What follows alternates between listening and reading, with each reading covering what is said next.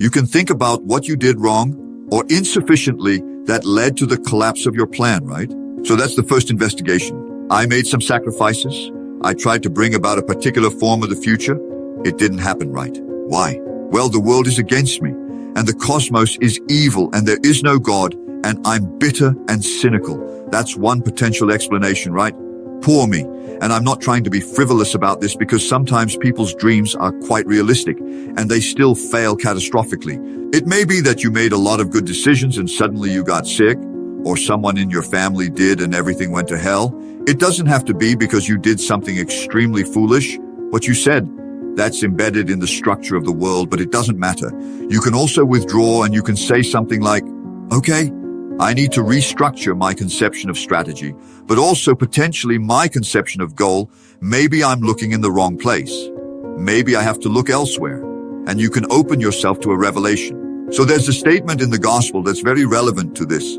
So Christ tells his followers that if they knock, the door will open. If they ask, they will receive. And if they seek, they will find. And that sounds magical. It sounds like the kind of thing the new atheists would have a field day with. But that's not a wise interpretation of that statement. The correct interpretation is something more like a recognition of how thinking works. So imagine your plans didn't work out. Now you sit down and say to yourself, I'd like to know, even if the world were conspiring against me and my failure was 95% the fault of external occurrences and other people, what did I do that wasn't as good as it could have been? And where did I fail to look so that the probability of my failure was higher? Now, to ask that question, you have to want the answer. That's what it means to knock, or ask, or search. It's no joke. It's like you have to want to know. Because especially if you gave it your all as far as possible, and you have reason to be bitter, you're going to be looking for the mistakes you still made. And finding your own mistakes is always extremely painful, right?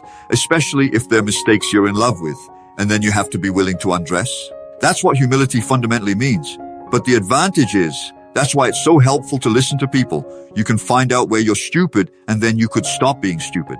And so one of the reasons you confess your sins, let's say, is because you want to find out where you're insufficient. Now, it's painful to find an impediment in the form of someone else's opinion that can show you where you're blind and ignorant, or blindly willful even. But the advantage of that is that you can fix the error. And so as you move forward, you get stronger. And if instead we decide to stop lying, what does that even mean? We are limited in our knowledge. After all, we need to make decisions here and now, even though the best means and the best goals can never be discerned with certainty. A goal, an ambition, provides the structure necessary for action. A goal provides a destination, a point of contrast against the present, and a framework within which all things can be evaluated. A goal defines progress and makes such progress exciting.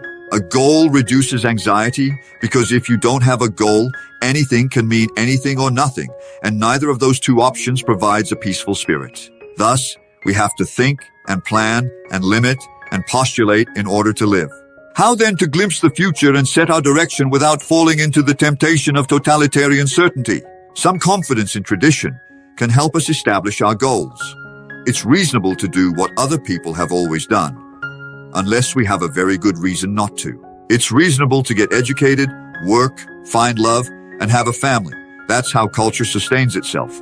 But it's necessary to aim at your target, however traditional it may be, with your eyes wide open. You have a direction, but it may be poorly formed. You may have been misled by your own ignorance and worse by your own unrevealed corruption. You must make friends, therefore, with what you don't know, instead of with what you do know. You must remain awake to catch yourself in the act. You must remove the beam from your own eye before worrying about the speck in your brother's. And so you strengthen your own spirit so that you can tolerate the burden of existence and rejuvenate the state. It is our responsibility to see what is before our eyes courageously and learn from it, even if it seems horrible, even if the horror of seeing it damages our conscience and changes us. The act of seeing is particularly important when it challenges what we know and depend on, destabilizing us. It is the act of seeing that informs the individual and updates the state. You are by no means only what you already know. You are also everything you could know if you only wanted to. Thus, you must never sacrifice what you could be for what you are. You must never give up the best that resides within you for the security you already have, and certainly not when you have already glimpsed an undeniable glimpse of something beyond. In the Christian tradition, Christ is identified with the Logos. The Logos is the Word of God. This word transformed chaos into order at the beginning of time. In his human form, Christ voluntarily sacrificed himself for truth, for good, for God. As a consequence, he died and was reborn. The word that produces order from chaos sacrifices everything, even itself, for God. This single sentence, wise beyond comprehension, sums up Christianity. Every bit of learning is a small death. Every bit of new information challenges a previous conception, forcing it to dissolve into chaos before it can be reborn as something better. Sometimes such deaths practically destroy us. In these cases, we may never recover, or if we do, we change a lot. A good friend of mine found out that his wife of decades was having an affair. He didn't see it coming. It plunged him into a deep depression. He descended into the underworld. He told me, "At one point, I always thought that people who were depressed should just pick themselves up. I had no idea what I was talking about." Eventually, he returned from the depths. In many ways, he's a new man, and perhaps a wiser and better man. He lost 18 kilo, he ran a marathon, he traveled to Africa and climbed Mount Kilimanjaro. Set your ambitions, even if you are uncertain about what they should be. The best ambitions have to do with the development of character and ability, rather than status and power. Status you can lose. You carry character with you wherever you go, and it allows you to prevail against adversity. Knowing this, tie a rope to a stone, pick up the big stone, throw it in front of you, and pull yourself to it. Observe and see, as you articulate it, your experience as clearly and carefully to yourself and to others as you can. In this way, you will learn to proceed more effectively and efficiently towards your goal. And while you're doing this, don't lie, especially to yourself. If you pay attention to what you do and say, you can learn to feel a state of inner division and weakness when you are behaving badly and speaking wrongly. It's a bodily sensation, not a thought. I experience an inward feeling of sinking and division, rather than solidity and strength, when I am reckless with my actions and words. It seems to be centered in my solar plexus, where a large knot of nerve tissue resides. I learned to recognize when I was lying, in fact, by noticing this sinking and division and then inferring the presence of a lie. Many times it took me a long time to unearth the deception. Sometimes I use words for appearance. Sometimes I try to disguise my own true ignorance about the subject in question. Sometimes I use the words of others to avoid the responsibility of thinking for myself. If you pay attention when you are looking for something, you will move toward your most important goal. However, you will acquire the information that allows your own goal to transform. A totalitarian never asks, "What if my current ambition is wrong?" He treats it instead as absolute. It becomes his God, for all intents and purposes, constitutes his highest value, regulates his emotional and motivational states, and determines his thoughts. All people serve his ambition in this way. There are no atheists. There are only people who know and don't know which God they serve. If you tilt everything, totally, blindly, and willfully, towards achieving one goal, and only that goal, you will never be able to find out if another goal would better serve you and the world. That's what you sacrifice if you don't tell the truth. If instead you tell the truth, your values transform as you progress. If you allow yourself to be informed by the reality that manifests as you struggle to move forward, your notions of what is important will change. You will reorient yourself, sometimes gradually and sometimes suddenly and radically. The supreme ideal is also the supreme judge, because the supreme ideal is something you fall far short of, and that can be so painful that you can barely stand it. But then what you do is two things, I suppose, is you lower the ideal and you raise your estimate of your potential. And what do I mean by lower the ideal? Well, if you're comparing yourself to someone or even a future self, and the gap is so painful that it paralyzes you, then you've created a dragon that you don't have the tools to subdue. And so what you have to do is you have to scale the dragon down to a size that you're willing to move toward, however small. Now, if you're here and your ideal is here and that gap is bearable, then you reduce the gap and you reduce the gap, and you're going to have to do that anyway, because you're not going to move from where you are to perfect in a single leap, right? There are going to be incremental steps. So you have to fill that hierarchy of progression with a high enough resolution representation that you can start moving forward. And then you should be strengthened. There's another comment in the gospel that's very interesting. It's called the Matthew principle. And the Matthew principle is, to those who have, everything else will be given. And from those who have nothing, everything will be taken away. Now, it's brutal because it implies that reality works like this. When you're going up, you go like this. And that's pretty cool. That's a lot better than this. But when you're going down, you go like this, right? It's like downhill, cliff down. Okay, so you want to avoid the downhill path. Well, if the uphill path is like this, which is like exponential, let's say, or geometric, then what that means is that no matter how big the first steps you take uphill are, even if they're trivial, even if they're embarrassing in their size because you're so useless, if you're disciplined about it, you'll accelerate extraordinarily fast. And that's the good news, you could say, is that you can take very small steps, even ones that might be embarrassing in their size, and you have to admit that to yourself. But once you get the ball rolling, it doesn't roll linearly, it rolls geometrically. And that's really good to know, because it can take the weight off the realization of your own stupidity. Imagine you go to engineering school because that's what your parents want, but it's not what you want. Working at odds with your own desires, you will find yourself unmotivated and failing. You will struggle to focus and discipline yourself, but it won't work. Your soul will reject the tyranny of your will. How could this be said another way? Why are you complying? You may not want to disappoint your parents, although if you fail, you will do exactly that. You may not have the courage for the conflict necessary to break free. You may not want to sacrifice your childish belief in parental omniscience, devoutly wishing to continue believing that there is someone who knows you better than you know yourself, and who also knows everything about the world. You want to be protected in this way from the acute existential loneliness of the individual being and its attendant responsibility. This is all very common and understandable, but you suffer because you really aren't meant to be an engineer. One day, you have enough, you quit, you disappoint your parents, you learn to live with it. You consult only yourself, although that means you must trust your own decisions. You take a philosophy course. You accept the burden of your own mistakes. You become your own person. By rejecting your father's vision, you develop your own.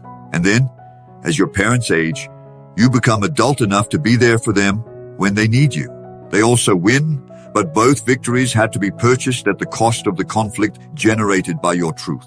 As Matthew 10:34, the text quotes Christ emphasizing the role of spoken truth. Do not think that I came to bring peace to the earth. I did not come to bring peace, but a sword. As you continue to live according to the truth as it is revealed to you, you will have to accept and deal with the conflicts that this way of being will generate. If you do this, you will continue to mature and become more responsible in small ways. Don't underestimate the importance of them, and in large. You will get closer and closer to your goals, formulated in newer and wiser ways, and become even wiser in your formulation. When you discover and correct your inevitable mistakes, your conception of what is important will become increasingly appropriate. As you incorporate the wisdom of your experience, you will stop swinging wildly and walk more and more directly toward the good, a good that you could never have understood if you had insisted, despite all the evidence, that you were right, absolutely right, in the beginning. If existence is good, then the clearest, cleanest, and most correct relationship with it is also good. If existence is not good, on the contrary, you are lost. Nothing will save you, certainly not the small rebellions, the cloudy thinking, and the obscurantist blindness that constitute deception. Existence is good, you have to take a terrible risk to find out. Live in truth or live in deception. Face the consequences and draw your conclusions. This is the act of faith whose necessity was insisted upon by the Danish philosopher Kierkegaard. You cannot know beforehand. Even a good example is insufficient for proof. Given the differences between individuals, the success of a good example can always be attributed to luck. Yes, you have to risk your individual particular life to find out. It is this risk that the ancients described as the sacrifice of personal will to the will of God. It is not an act of submission, at least not as submission is currently understood. It is an act of courage. It is the faith that the wind will carry your ship to a new and better harbor. It is the faith that being can be corrected by becoming. It is the spirit of exploration itself. Perhaps it is better to conceptualize it this way. Everyone needs a concrete, specific goal, an ambition, and a purpose to limit chaos and make intelligible sense of their life. But all these concrete goals can and should be subordinated to what can be considered a meta-goal, which is a way of approaching and formulating goals themselves. The meta-goal could be to live in truth. This means acting diligently towards some well-articulated, defined, and temporary end. Make your criteria for failure and success timely and clear, at least to yourself, and even better if others can understand what you are doing and evaluate it with you. While doing this, however, Allow the world and your spirit to unfold as they will while you act and articulate the truth. This is both pragmatic ambition and the most courageous of faiths. This pragmatic approach, blended with a courageous faith in truth, offers a robust counterpoint against the despair that can arise from failures and disappointments. By living in truth, you commit to a continuous process of discovery and reassessment, recognizing that reality itself is a field of constant change, and what you understand as truth today may evolve tomorrow. This is not a weakness, it is a strength. It means being open to growth and transformation, being willing to adjust your course based on new information and experiences, rather than rigidly clinging to beliefs or plans that no longer serve your well-being or the common good. The journey toward truth requires courage, as it often confronts us with aspects of ourselves and the world that we would rather not see. However, it is this same courage that enables us to face and overcome our limitations and failures.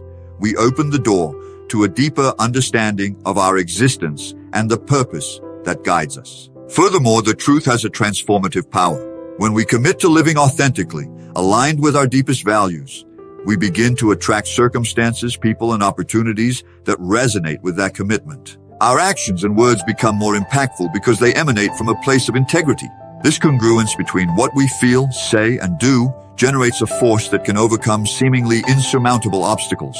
The process of living in truth also teaches us to value the present moment. By being attentive to reality as it is, without trying to distort or escape it, we gain the ability to appreciate the beauty and lessons that each moment offers. This does not mean that life will become easy or that all problems will disappear. It does mean, however, that we will be better able to navigate difficulties with grace and resilience, finding meaning even in the most challenging situations. Ultimately, living in truth is an act of faith in the human potential for growth and transformation. It is a gamble on the idea that by facing reality with honesty and courage, we can not only improve our own lives, but also contribute to a more just, compassionate, and understanding world. This is the promise and the challenge of an authentic life, an invitation for each of us to embark on a journey of endless discovery, always seeking the truth, not as a final destination, but as a path that unfolds before us, full of infinite possibilities.